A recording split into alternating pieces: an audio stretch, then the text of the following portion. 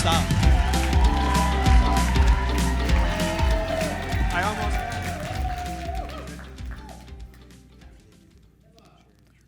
What do you sell? My favorite memory from my time at Walt Disney World actually what happened every night. At 9 o'clock, without fail, the fireworks would light up the sky behind Cinderella's castle in Magic Kingdom. And across the Seven Seas Lagoon, there's a beautiful Victorian-style resort called Disney's Grand Floridian Resort and Spa, where I had the pleasure of serving as a guest service manager. Now, every night around 8:45, 60 to 80 people would gather behind the resort that had a perfect view of Cinderella's castle in anticipation of the fireworks. So I would step out of the resort around 8:50, and I would try to find a 5 or 6-year-old little child, and I would go up to them and I would ask them, would you like to set off the fireworks tonight? And of course, they would say yes. So around 8:55 or so, I would take out my cool phone back then. It was a phone called the BlackBerry.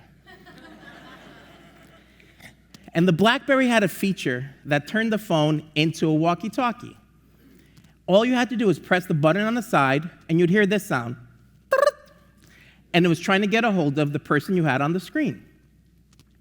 So I would have the 5 or 6-year-old little girl say her name was Nora, and I would say, Nora, all right, you ready? We're going to get a hold of Magic Kingdom fireworks. Make sure they're ready to go. This is Christos and Nora from the Grand Floridian calling Magic Kingdom fireworks. Are you there? 2 seconds later, there's Magic Kingdom fireworks. Go ahead. Well, I have Nora here, and she's going to be setting off the fireworks tonight. We just want to make sure they're ready to go for 9 o'clock. Ready to go for 9. So at 8:59 and 50 seconds, I would have all 60 to 80 people counting down from 10, 9, 8, and as soon as we would say 1, I would have little Nora press the button on the side of the phone, and you would hear, and the sky would be lit up with fireworks. And after the fireworks were done, families would come up to me, thanking me and hugging me like I did something really big for them. And all I did was share a small moment, a moment that made them feel something. Now, do you think I was talking to Magic Kingdom fireworks? I was talking to the kid inside making French fries, right? But that's our little secret. Because my job was to sprinkle a little bit of magic to everyone I encountered. Now, why did I do this? About a week before the first time I ever did that, an executive walked into my restaurant as I was a guest service manager in food and beverage. Walked in and he said, hey, Christos, what do you sell? I said, what do I sell? I mean, I'm standing right before on the menu. I'm like, all right, we sell flatbreads, and we sell Mickey waffles, and we sell French fries. And he said, Christos, I could read the menu. What do we sell as a company? And I said, oh, sorry, I didn't get it. We sell theme park tickets, we sell hotel rooms, we sell T-shirts. And he said, Christos, that's not what we sell. And I said, at this point of the conversation, I was pretty confused and nervous, as I had no idea what he was talking about. And he said, Christos, the most effective companies in the world know and understand that they sell an emotion through their product or service. But we're really lucky. We sell the most desired human emotion that exists. The only thing that we sell at Walt Disney World is the emotion of happiness. And we do that through our theme parks, and through our resorts, and through our T-shirts, and through your Mickey waffles. But you have to know and understand what you sell in order for you to sell it. And then right before he left, he turned around and he said, Christos, do you know how emotions work? And I said, listen, I don't even know what we sell. I'm like, I'm going to say a hard no on how emotions work. I'm like, let's wrap this session up right now. And he gave me a really big education on emotions. Tony Robbins asks, what controls the quality of your life? 2 things, meaning and emotion. Whatever we choose to give meaning to controls an emotion that we feel. So let me ask you, as a business owner or a leader in any organization, what do you sell? But let me take it one step deeper. As a person, as an individual, as a human being, what do you offer? Every interaction we have with someone, we offer something. Whether that's an experience, a connection, or a simple moment, we offer something. What if I told you that every time you walk into a room, whether in a personal setting or a professional setting, every time you walk into a room, you're selling something? Not a product or a service. That's not what I'm talking about. But an emotion.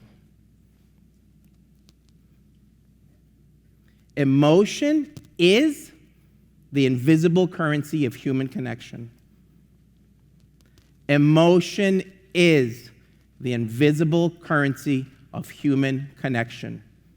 How you make someone feel determines the story they tell themselves about you. Now, after I left Walt Disney World, I moved back home to marry the love of my life, and we got married in December, and our wedding photos were taken on a Christmas tree farm. And the night before we got married, it flurried.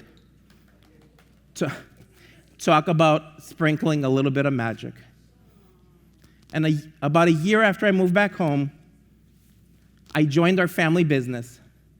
We owned a small takeout and delivery pizzeria in Eastern Connecticut, where my youngest brother, Dimitri, was in control of our operation.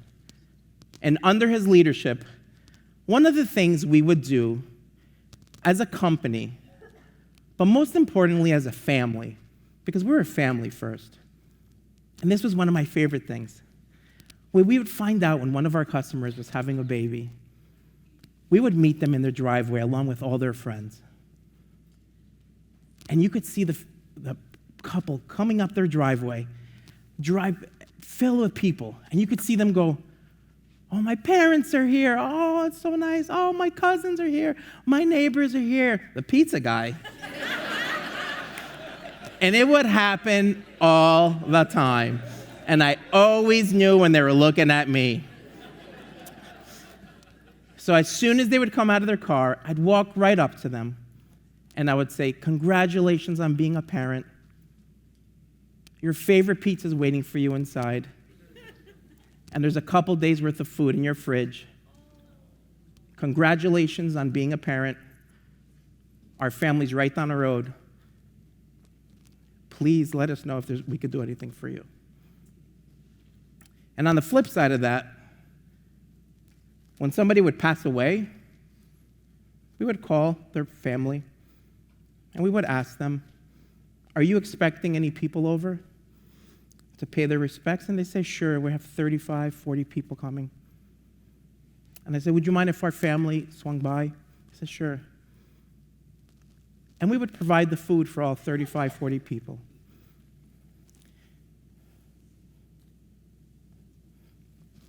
And that hug that you receive from the person that just lost their parent, their sibling, or their child,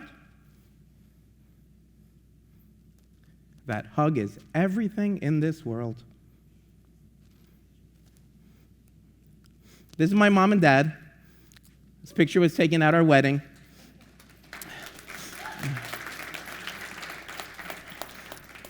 My parents entered the restaurant industry in the early 1990s, and in 2022, January of 2022, they decided to hang up their aprons and retire.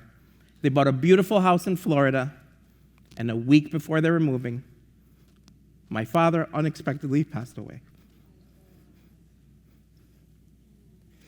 He passed away on February 1st, 2022.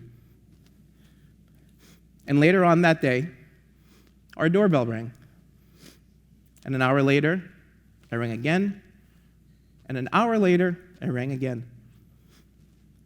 Our friends, our family, our neighbors, and our customers filled our house with food, with drinks, with cards, and with gifts. And I turned to my mom, and I placed my hand on her hand, and I said, "Is this how our customers feel?" Because all I thought we did was just make food and bring it to them. I never knew that feeling. And that's when I realized what we sold. See, we never sold pizza. We sold a sense of family and belonging through our pizza.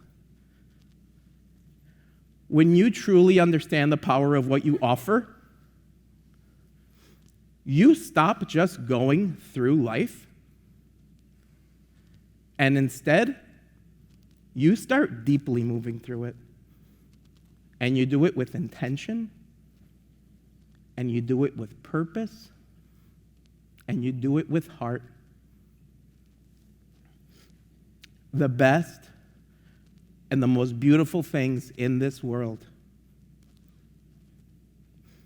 they can't be seen, and they can't be touched. They can only be felt. Is a quote by Helen Keller. As that was her truth, she could not see. But maybe, just maybe, that's our truth too.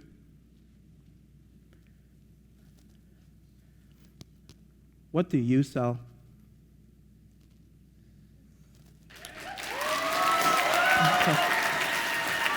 Oh my God.